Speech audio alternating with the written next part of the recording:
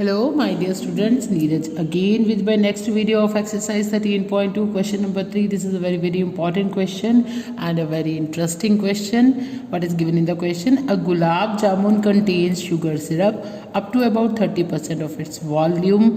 Find approximately how much syrup would be found in 45 gulab jamuns, each shaped like a cylinder with two hemispherical ends with length 5 cm and the diameter 2.8 cm. So what is given in the question? This is the question of gulab jamun which contain the sugar syrup. Now gulab jamun is in this shape. In this shape you can check according to the question.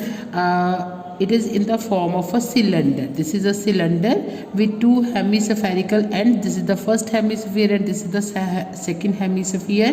The length of the full gulab jamun is 5 cm and the diameter is 2.8. Diameter is 2.8. What is the meaning of that? Diameter of the cylinder and the diameter of the hemisphere must be same. So the radius will be 1.4 cm, that is 2.8 divided by 2, that is equals to 1.4 cm. Now we can check also, this is also 1.4, this is also 1.4, so the total height is 5. I will subtract this 1.4 and 1.4 from this height to get the height of the cylinder. So the height of the cylindrical part, it will be 5 minus 1.4 minus 1.4, it will be 2.2 centimeter.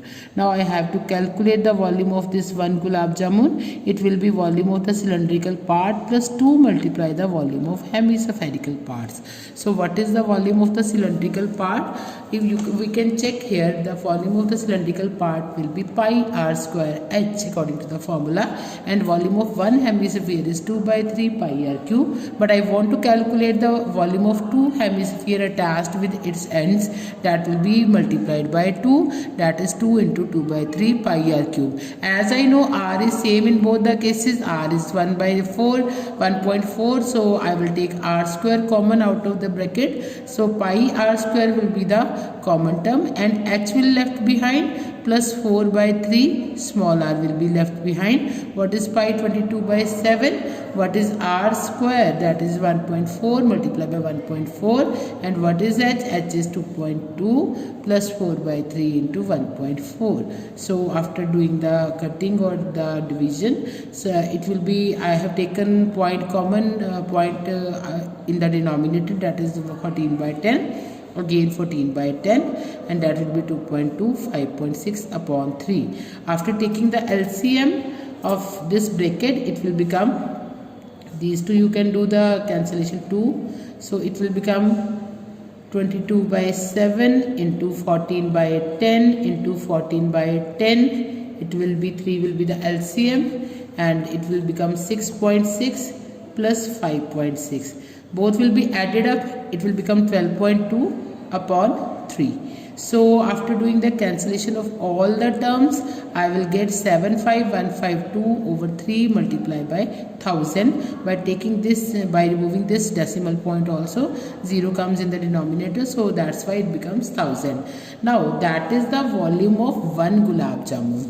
Now in the book it is given that find the volume of 45 gulab jamuns. So the volume of one gulab jamun is given and I have to calculate the volume of 45 gulab jamuns. So I will multiply the volume of the one gulab jamun with 45. So that will be the volume of the 45 gulab jamuns. Now in the next part, what are they saying? A gulab jamun contains sugar syrup up to about 30% of its volume. Volume of one gulab jamun, or the volume of, then the 30% will be the sugar syrup. And if I have taken the 45 gulab jamuns, how much sugar syrup is required? Then I will, what will I do? I will write it like that: sugar syrup in such 45 gulab jamuns. Then I will multiply 30% by this volume. 30% of the total volume, 75152 by 3000 multiplied by 45. 30%, it can be written as 30 by 100. 75152 multiplied by 45 over 100 into 3000.